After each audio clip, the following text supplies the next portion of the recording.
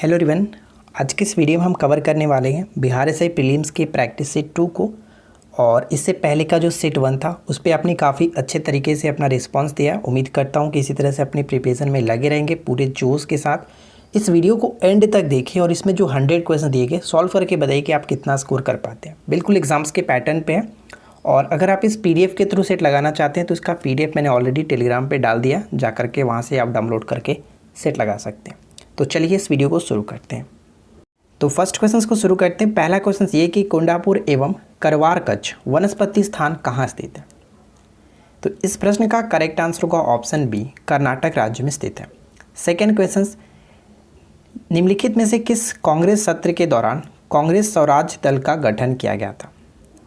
Swaraj party का जो गठन किया गया था, आपको पता है कि 1922 में, यहाँ पे हम कह सकते हैं जब 1922 का गया अधिवेशन चल रहा था, तो गया अधिवेशन की अध्यक्षता कर रहे थे चित्तरंजन दास। तो उन्होंने इसको त्याग करके, यानी कि कांग्रेस की अध्यक्षता को त्याग करके इन्होंने स्वराज दल की स्थापना किया था, स्वराज पार्टी का गठन किया था, ये ध्यान रखिएगा। चलिए नेक्स्ट क्वेश्चन क्या है, किस प्रधानमंत्री के कार्यकाल के दौरान दो उप प्रधानमंत्री एक साथ नियुक्त हुए थे। तो इस प्रश्न का राइट आंसर हो जाएगा ऑप्शन सी, यानी कि मोरारजी देसाई का जो जनता सरकार था उस वक्त मोरारजी देसाई की सरकार में दो उप प्रधानमंत्री, एक तो कह सकते हैं चौधरी चरण सिंह थे और दूसरा जगजीवन राम, दो उप प्रधानमंत्री बनाए गए थे। नेक्स्ट वन, निम्नलिखित कथनों पर विचार करें। फर्स्ट और सेकेंड पॉइंट्स को पढ़िए और बताइए कि कौन सा कथन सही है। पहला पॉइंट्स क्या कह रहा है कि मानव विकास सूचकांक की अवधारणा सर्वप्रथम बांग्लादेश के अर्थशास्त्री महबूब उल हक के द्वारा दिया गया था। ये पॉइंट्स गलत है क्योंकि ये बांग्लादेश के नहीं, पाकिस्तान के अर्थशास्त्री थे।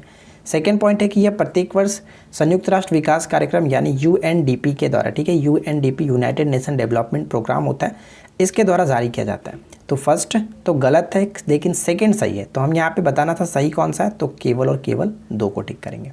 ठीक है, चलिए अगला प्रश्न का राइट आंसर बताइए। निम्नलिखित में से किस एक अधिकार को डॉक्टर भीमराव अंबेडकर द्वारा संविधान की आत्मा कहा गया। तो आपको पता है कि आर्टिकल 32 को संविधान की आत्मा कहा गया था, संवैधानिक उपचार का अधिकार। चलिए आगे बढ़ते हैं। नेक्स्ट वन देखिए, अगला प्रश्न है कि विश्व मलेरिया दिवस कब मनाया जाता है। प्रत्येक वर्ष विश्व मलेरिया दिवस कब मनाया जाता है। तो ये मनाया जाता है 25 अप्रैल को।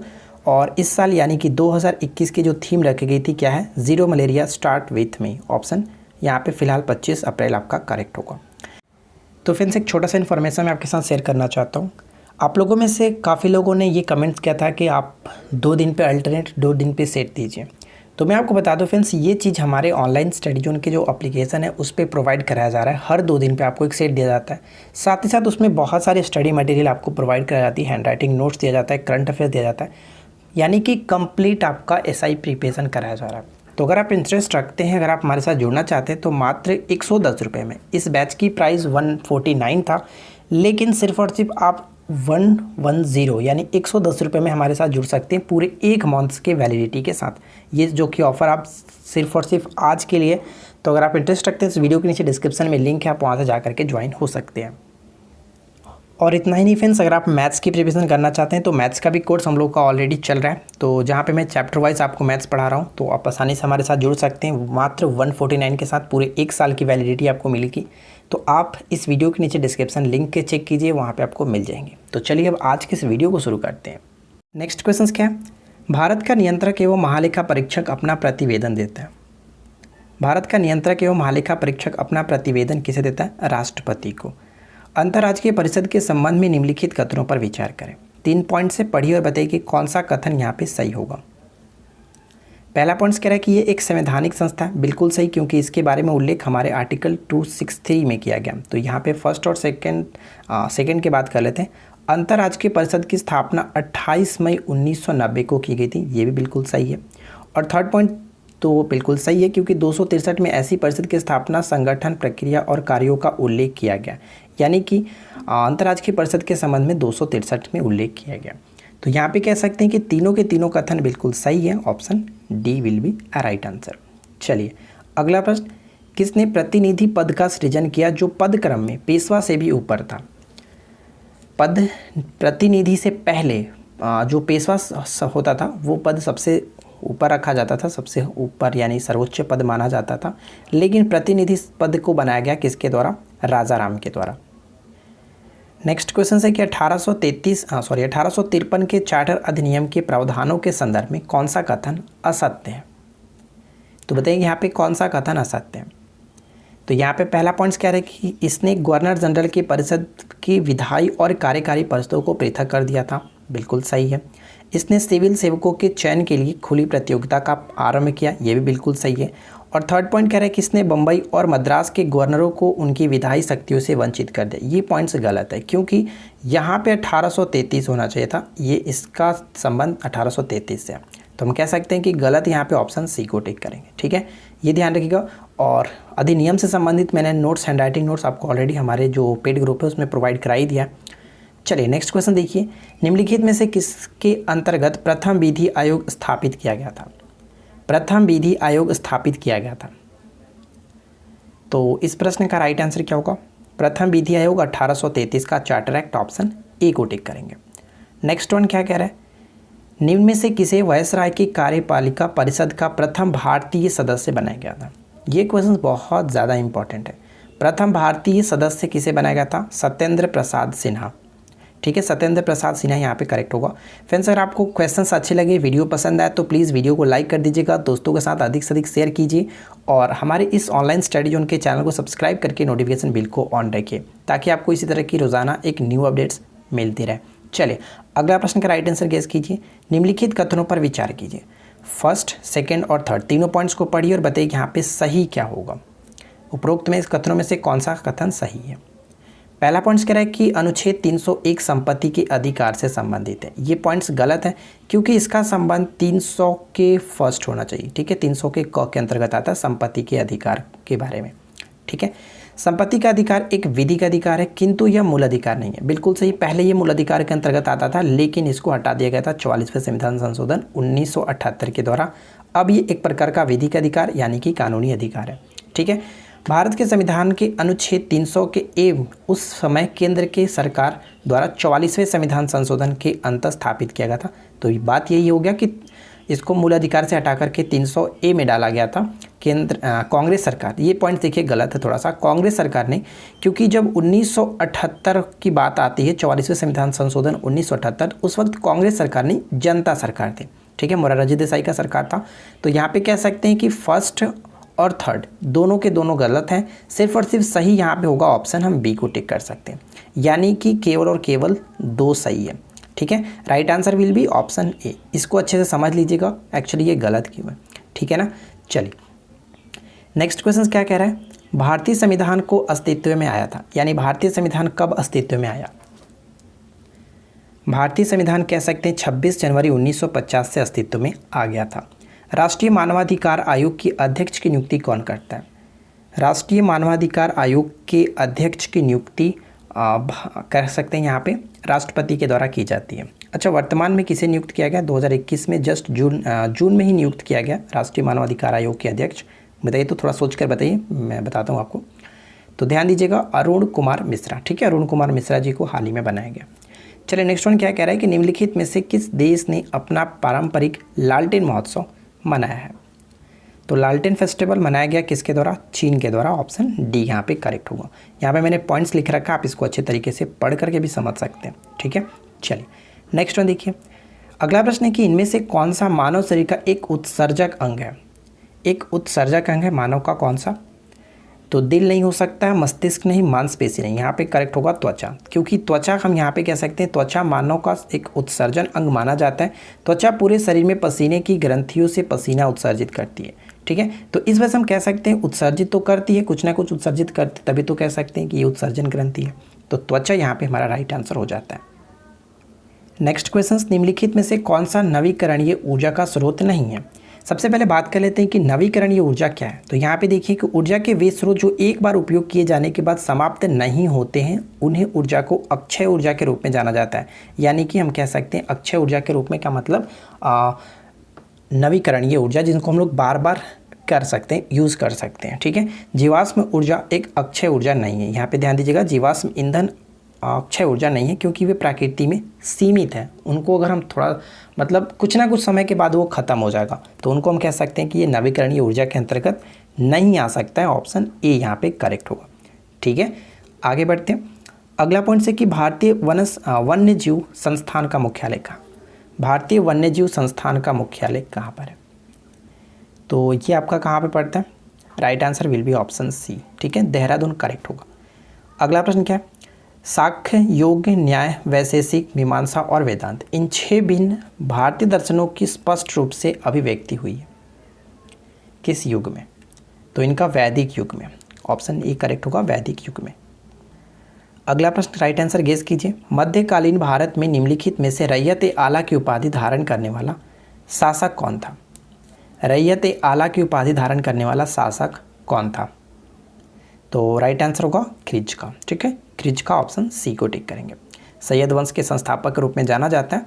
अगला प्रश्न, लॉर्ड मिंटो ने अमृतसर की संधि 1809 से ठीक पहले शांति स्थापित करने के लिए रंजीत सिंह के पास किसे भेजा था?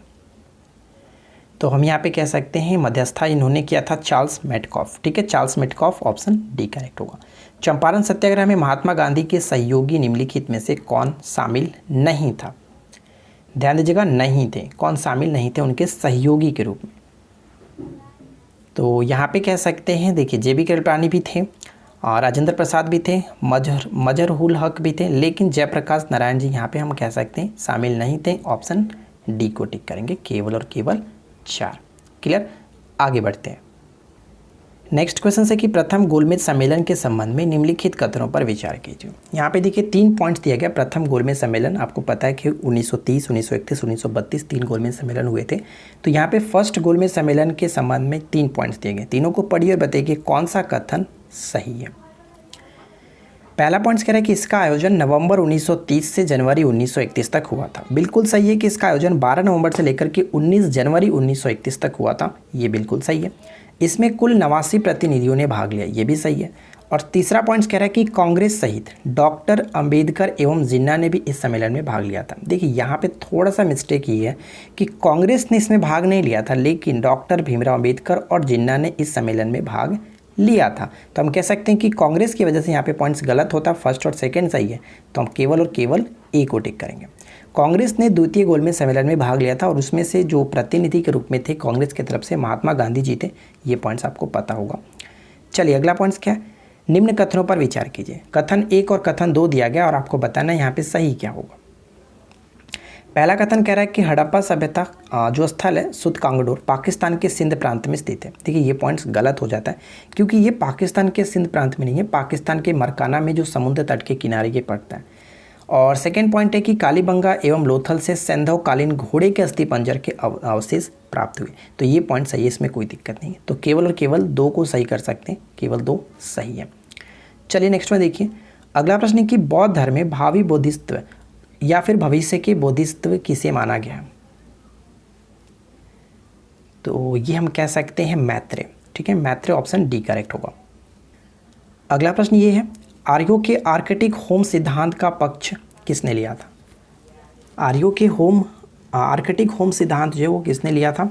तो बाल गंगाधर तिलक, इन्होंने इस पुस्तक को भी लिखा था। उन्होंने बताया था अपनी पुस्तक में कि आर्यों का जो मूल निवास था वो आर्कटिक था।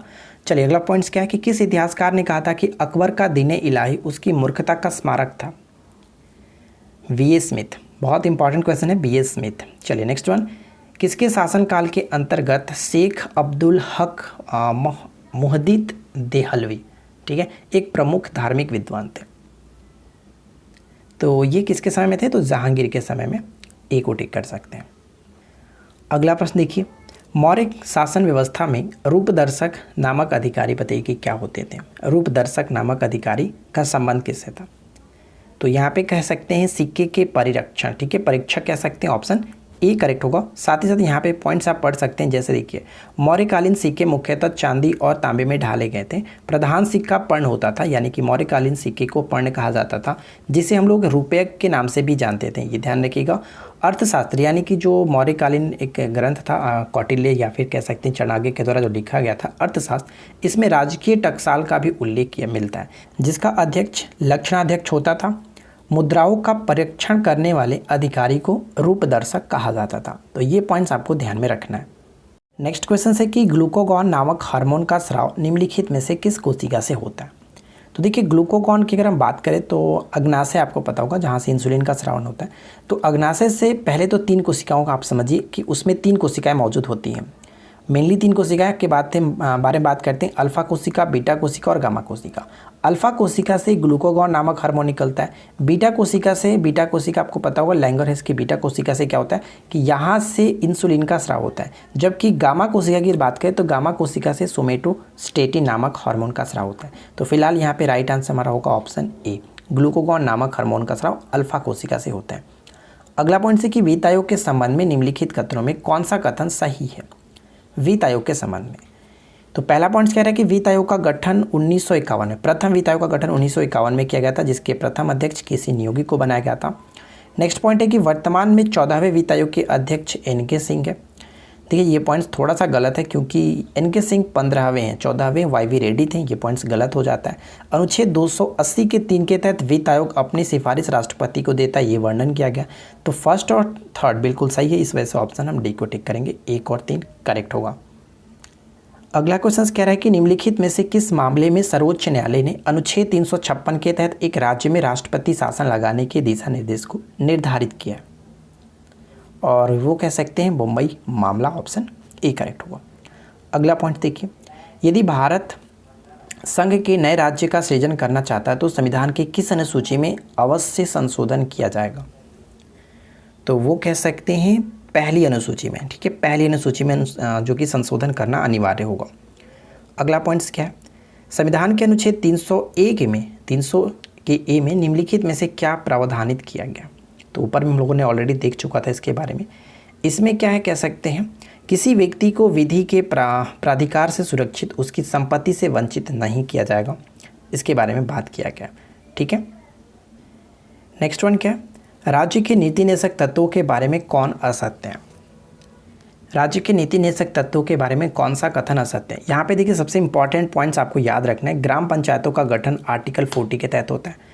काम करने का अधिकार 41 है। न्यायपालिका का कार्यपालिका से पृथककरण ये आर्टिकल 50 में दिया गया, जबकि यहाँ पे ये पॉइंट्स 48 गलत है, क्योंकि 48 की बात करें तो 48 का संबंध हो जाता है कृषि और पशुपालन का पृथककरण, ठीक है, सॉरी पृथककरण नहीं, किसी और पशुपालन का संगठन करना, इस तरह से। तो यहाँ पे हम कह सकते हैं कि ऑप्शन सी गलत है। ये आपका होगा न्यायपालिका और कार्यपालिका से पृथककरण 50 में, बाकी समान नागरिक संहिता 44 बिल्कुल सही है। तो यहाँ पे देखिए जो भी चीज़ें दी गई है ना वो बहुत ज़्यादा इंपॉर्टेंट है, क्योंकि डायरेक्ट यहाँ से क्वेश्चन पूछे जाते हैं, तो इसको आप वीवीआई मान करके अच्छे से याद रखेंगे। तो राइट आंसर क्या हो गया हमारा, ऑप्शन सी, जो कि गलत है। चलिए आगे बढ़ते हैं। नेक्स्ट क्वेश्चन से कि नीति आयोग के विषय में इनमें से कौन सा एक सही नहीं है। सही नहीं है नीति आयोग के संबंध में। तो ध्यान दीजिएगा, नीति आयोग के संबंध में अगर हम बात करें तो कह सकते हैं कि इसमें एक पूर्णकालिक अध्यक्ष होता है। पूर्णकालिक अध्यक्ष नहीं होते क्योंकि इसके अध्यक्ष हमेशा प्रधानमंत्री होते, तो प्रधानमंत्री जब तक रहेंगे उसके अध्यक्ष होंगे। तो यहाँ पे पूर्णकालिक अध्यक्ष तो हो नहीं सकते, इस वजह से ऑप्शन डी गलत है। चलिए नेक्स्ट वन क्या कह रहा है कि चमेरा जल विद्युत परियोजना किस राज्य में स्थित है। चमेरा जल विद्युत परियोजना का संबंध किस राज्य से, हिमाचल प्रदेश, बी को टिक कर सकते हैं। 10 डिग्री चैनल निम्नलिखित में से किसको अलग करती है। 10 डिग्री चैनल किसको अलग करता है, तो हम ये कह सकते हैं 10 डिग्री चैनल जो है छोटा अंडमान कार निकोबार, यानी कह सकते हैं अंडमान और निकोबार द्वीप समूह से अलग होता है। फिलहाल अकॉर्डिंग टू ऑप्शन हमारा राइट आंसर यहाँ पे ऑप्शन डी होगा। चलिए फ्रेंड्स आगे देखते हैं। अगला पॉइंट्स कह रहे हैं कि सूची 1 को सूची 2 के साथ मिलान कीजिए। एक तरफ झील है और दूसरी तरफ स्थान है। बहुत सिंपल सा क्वेश्चन दिया गया, मिलाते हैं। लोकटक झील, जैसे कि आपको पता है कि पूर्वोत्तर भारत का सबसे बड़ी मीठे पानी की जो झील है या फिर एकमात्र मीठे पानी की झील हम कह सकते हैं, वो मणिपुर में स्थित है, यानी ए का 4 के साथ होना चाहिए। बहुत जगह मिल रहा है। पुलिकट की बात करें तो पुलिकट ये हमारा आंध्र प्रदेश और तमिलनाडु पे कह सकते हैं, दोनों में आता है। तो यहाँ पे फिलहाल आंध्र प्रदेश के साथ मैच कर सकते हैं, बी का फर्स्ट के साथ। तो देखिए यहाँ पर भी है और यहाँ पर भी है। चलिए चिल्का झील की बात करें तो खारे पानी की झील है और ये हमारा उड़ीसा में पड़ता है। तो सी का 3 के साथ करेक्ट आंसर हो गया हमारा ऑप्शन ए, ठीक है ना। चलिए आगे बढ़ते हैं। अगला पॉइंट से कि विश्वविख्यात डोनवास कोयला क्षेत्र किस देश में स्थित है। डोनवास कोयला क्षेत्र यूक्रेन में पड़ता है। अच्छा, यूक्रेन की राजधानी क्या होती है। यूक्रेन की राजधानी होती है कीव। नेक्स्ट वन, अर्थव्यवस्था की वृद्धि दर किसके अनुसार मापा जाता है। अर्थव्यवस्था का जो वृद्धि दर है वो राष्ट्रीय आय के अनुसार मापा जाता है। विश्व विकास रिपोर्ट में निम्नलिखित में से किस संस्था का वार्षिक प्रकाशन है? विश्व विकास रिपोर्ट जो है बताइए कि ये किसका वार्षिक प्रकाशन है? तो विश्व बैंक का। हम यहाँ पे विश्व बैंक ना लिख करके कभी कभी क्या होता है कि अंतर्राष्ट्रीय पुनर्निर्माण और विकास बैंक देता है, जिसको हम लोग इंग्लिश में IBRD कहते हैं। IBRD को ही विश्व बैंक के नाम से भी जाना जाता है, तो ये ध्यान रखिएगा, ठीक है। 1978 से ये प्रकाशित किया जा रहा है। Right answer will be option A. अगला पॉइंट्स क्या है कि किसने भारत में पहली बार व्यय कर लगाने का सुझाव दिया था? भारत में पहली बार व्यय कर लगाने का सुझाव किसने दिया था? कोल्डार ने। ऑप्शन बी को टिक कर सकते हैं, कोल्डार। चंदौली राष्ट्रीय पार्क निम्नलिखित में से किस भारतीय राज्य में स्थित है? चंदौली। चंदौली का संबंध हो जाता है यहाँ पे महाराष्ट्र से, बी करेक्ट होगा। नेक्स्ट वन देखिए, निम्नलिखित कथनों पर विचार करें। शारदा परियोजना उत्तर प्रदेश, पंचेत बांध झारखंड और बिहार। तो यहाँ बताइए कौन सा मिलान सही है? शारदा परियोजना के संबंध में बात करें उत्तर प्रदेश बिल्कुल सही है। पंचेत बांध की बात करें तो यहाँ पे पॉइंट्स गलत हो जाए, क्योंकि झारखंड यहाँ पे बिल्कुल सही होना चाहिए, सिर्फ और सिर्फ झारखंड, क्योंकि ये पंचेत बांध जो वो झारखंड के धनबाद जिले में दामोदर नदी के पास यहाँ पे इसको बनाया गया पंचेत बांध को। तो बिहार का संबंध यहाँ पे नहीं होना चाहिए था, सही केवल एक को टिक करेंगे। अगला क्वेश्चन देखिए, किसी तत्व के समस्थानी के बीच अंतर किनकी भिन्न अलग संख्याओं की उपस्थिति के कारण होता है? यानी समस्थानिक का जो अंतर होता है वो किसके कारण होता है? तो समस्थानिक में आपको पता होता है क्या होता है कि परमाणु संख्या समान होनी चाहिए, लेकिन परमाणु द्रव्यमान भिन्न होता है। और इसके अंतर्गत हम देखें तो न्यूट्रॉन क्या होगा कि अलग अलग हो जाएगा। तो राइट आंसर होगा ऑप्शन ए। अगला पॉइंट्स क्या है, निम्नलिखित कथनों में कौन सा सही है? तो बताइए कौन सा यहाँ पे सही है? इलेक्ट्रॉन वोल्ट की बात करें तो ये ऊर्जा की इकाई होती है, बिल्कुल सही। सेकेंड पॉइंट की किलोवाट घंटा ये विद्युत ऊर्जा का मात्रक होता है, ये भी बिल्कुल सही है। तो कह सकते हैं कि 1 और 2 दोनों सही है, इस वजह से ऑप्शन सी करेक्ट होगा। नेक्स्ट क्वेश्चन कह रहा है कि यदि किसी वस्तु को ऊपर की ओर फेंका जाए तो उसका वेग क्या होगा जब वह अपनी अधिकतम ऊंचाई तक पहुंच जाएगी? देखिए फ्रेंड्स, आपको पता होगा कि अगर हम किसी चीज़ को ऊपर की तरफ फेंकते हैं, नॉर्मली प्लान वेग की बात नहीं कर रहा हूँ, ठीक है, नॉर्मली बात करते हैं, तो नॉर्मली अगर हम कोई चीज़ को फेंकते हैं तो वो अधिकतम किसी ना किसी हाईएस्ट पॉइंट पे पहुँचेगा। जब वो लास्ट पॉइंट पे पहुँचेगा तो उसका आप नीचे किसी भी स्पीड से फेंकिए तो वो आखिर लास्ट में एक पॉइंट्स पे पहुँचेगा। जहाँ पे ये पहुँचेगा एकदम लास्ट पॉइंट पे, वहाँ पे जिसका हम कह सकते हैं लास्ट जो वेलोसिटी होगा, वहाँ पे उसका जो वेलोसिटी एकदम ज़ीरो हो जाएगा। वहाँ पे एकदम यहाँ से स्पीड में जाएगा, वहाँ पे एकदम शून्य होने के बाद वहाँ से नीचे की तरफ गिरना स्टार्ट होगा। यानी अंत में जो उसका वेग होगा वो क्या होगा? 0 मीटर प्रति सेकेंड। वहाँ पे अंतिम पॉइंट पे वो थोड़ा सा एकदम रुक जाएगा, उसके बाद नीचे गिरना स्टार्ट होगा। तो लास्ट वेलोसिटी हमारा क्या होगा? 0। चलिए अगला पॉइंट्स, किसी जीवित देह के भीतर कोशिका या ऊतक का प्राकृतिक कारणों से मृत्यु को क्या कहते हैं? ध्यान दीजिएगा, प्राकृतिक कारणों से मृत्यु को क्या कहते हैं? तो यहाँ पे हमारा करेक्ट आंसर, अगर आपने ऑप्शन सी को टिक किया तो आपने गलत किया, क्योंकि राइट आंसर यहाँ पे होगा ऑप्शन बी, एपोटोसिस। देखिए मैं आपको बात करता हूँ कि एपोटोसिस ये क्या है और नेक्रोसिस क्या है। दोनों का संबंध हम यहाँ पे समझ लेते हैं। देखिए मैंने यहाँ पे लिख रखा, शरीर के अंदर कोशिका या फिर ऊतक की मृत्यु प्राकृतिक या फिर अप्राकृतिक दोनों कारणों से होती है। अगर हम बात करें एपोटोसिस के बारे में तो यह कोशिका की प्राकृतिक मृत्यु है, जिसमें पुरानी कोशिकाएं मर जाती हैं और उनके स्थान पर नई कोशिकाएं जन्मती हैं, और यह एक सामान्य प्रक्रिया है, ठीक है। लेकिन नेक्रोसिस में ऐसा नहीं होता है। नेक्रोसिस में क्या होता है कि अप्राकृतिक कारणों से किसी रोग या फिर किसी अंग के जवाब दे देने पे क्या होता है कि उसकी स्थिति में मरने वाली कोशिकाओं की प्रक्रिया को नेक्रोसिस करते हैं। इसमें क्या होता है कि कोई भी फिर से कोशिका जन्मती नहीं है, नई कोशिका नहीं बनती है, उसको कहते हैं ये अप्राकृतिक कारणों से होता है, ठीक है। तो ये आपको ध्यान में रखना है। तो राइट आंसर हमने क्या देखा? एपोटोसिस बिल्कुल सही आंसर हो जाएगा। अगला प्रश्न क्या है? मानव शरीर में उपस्थित हीमोग्लोबिन का कार्य क्या होता है? हीमोग्लोबिन का कार्य है हमारे पूरे बॉडी में ऑक्सीजन का परिवहन करना। ऑक्सीजन का परिवहन करना। नेत्र में प्रवेश करने वाले प्रकाश की मात्रा का नियंत्रण निम्नलिखित में से किस अंग द्वारा होता है? आँख में जो भी प्रकाश की मात्रा जाना है, कितना जाना है, ये हमारे आँख खुद पे खुद डिसाइड कर लेता है किस अंग के द्वारा। तो ये आइरिस होता है, यही नियंत्रित करता है आइरिस, जिसको हम लोग हिंदी में परितारिका कहते हैं। और ये भी ध्यान रखिएगा, किसी किसी व्यक्ति का आपने आँख देखा होगा, उसका रंग थोड़ा सा अलग अलग होता है, किसी का ब्लू होता है, किसी का ब्राउन होता है। तो ये आइरिस पे ही डिपेंड करता है, ठीक है, परितारिका पे ही निर्भर करता है। हंटर कमीशन की रिपोर्ट में किस पर विशेष जोर दिया गया था?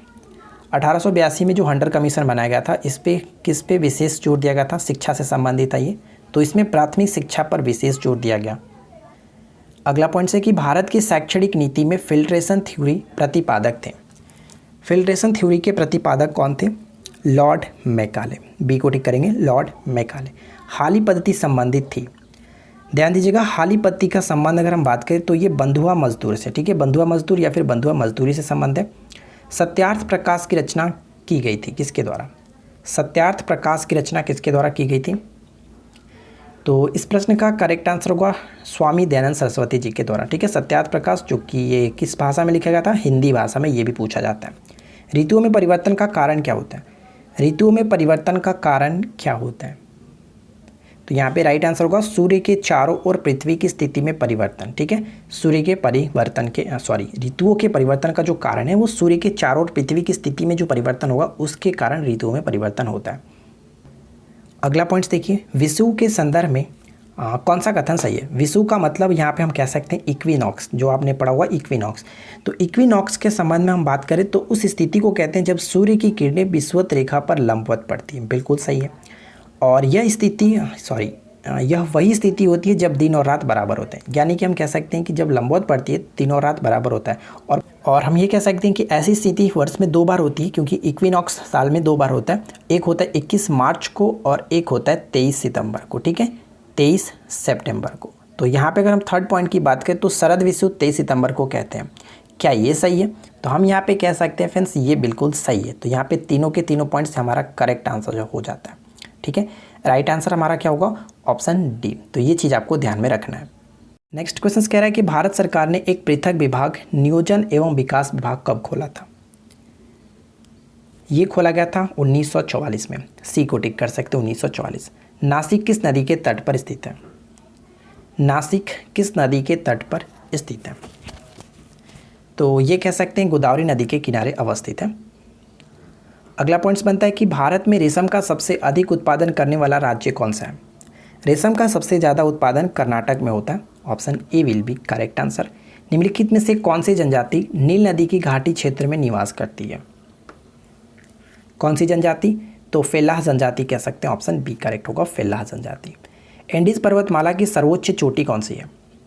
एंडीज पर्वतमाला की सर्वोच्च चोटी कौन सी है? एकांकागुआ। भारत के निम्नलिखित राज्यों में से किस एक का जनसंख्या घनत्व सबसे कम है? तो जनसंख्या घनत्व सबसे कम किसका है? तो अरुणाचल प्रदेश, 17 व्यक्ति प्रति वर्ग किलोमीटर, जबकि सबसे अधिक 1106 बिहार का कह सकते हैं। संविधान सभा के संबंध में निम्नलिखित कथनों पर विचार कीजिए। संविधान सभा के सदस्यों में अनुसूचित जनजातियों के जो सदस्यों की संख्या थी 33 थी।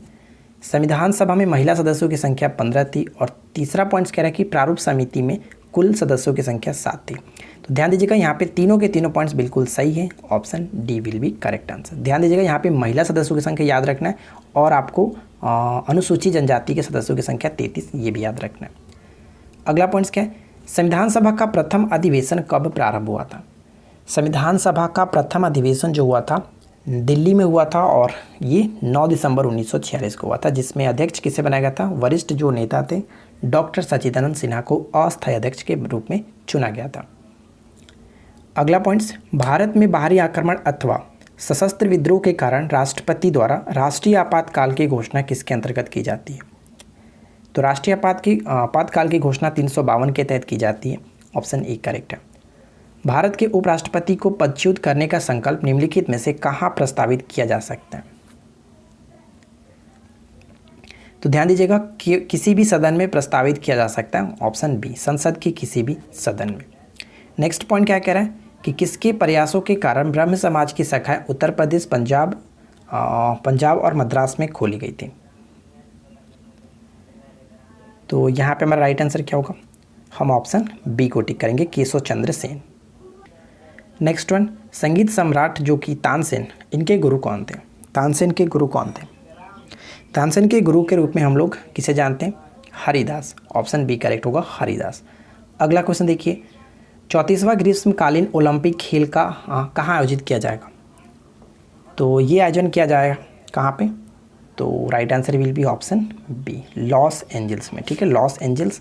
अगला क्वेश्चन, निम्नलिखित में से किस राज्य ने एनीमिया मुक्त भारत सूचकांक में शीर्ष स्थान प्राप्त किया है? तो ये शीर्ष स्थान प्राप्त किया किसमें? हरियाणा ने प्राप्त किया। ऑप्शन सी करेक्ट है। अगला क्वेश्चन, जल संरक्षण सुनिश्चित करने हेतु जल नीति लागू करने वाला देश का पहला राज्य कौन सा है? जल नीति लागू करने वाला देश का पहला राज्य बना है मेघालय। सी को टिक करेंगे। अगला पॉइंट्स की आईएमएफ के संबंध में कौन सा कथन सही है?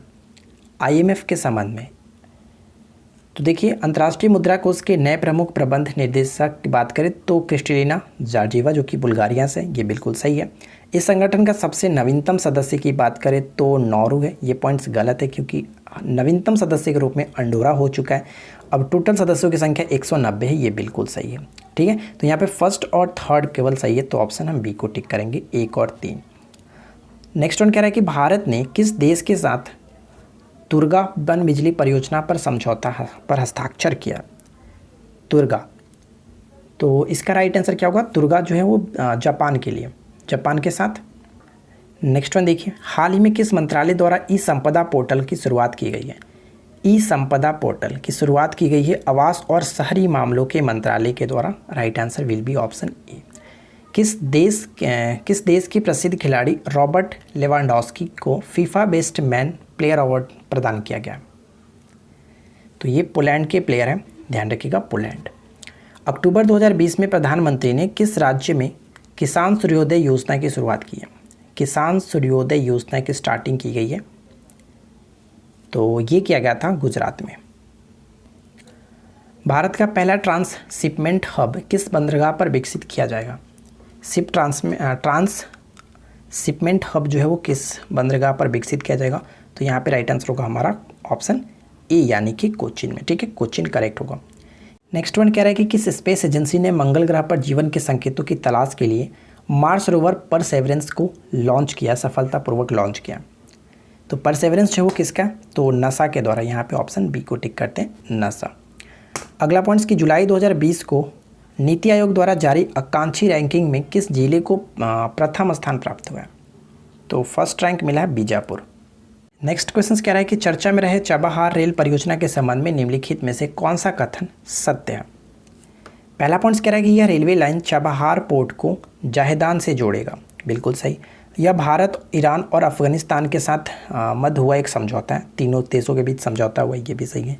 इस समझौते पर 2016 में हस्ताक्षर किया गया था। तो यहाँ पे कह सकते हैं तीनों के तीनों पॉइंट सही है, इसलिए ऑप्शन डी करेक्ट होगा।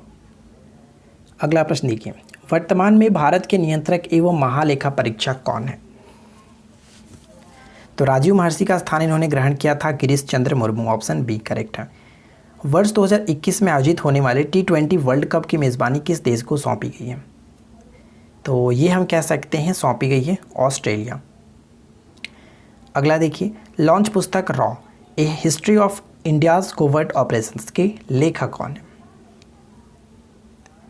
तो इसके राइटर कौन है? यतीश यादव, ए को टिक कर सकते हैं, यतीश यादव।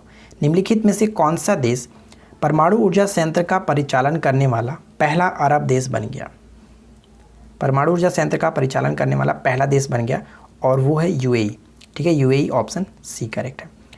किस राज्य की सरकार द्वारा मुख्यमंत्री किसान कल्याण योजना की शुरुआत की गई है?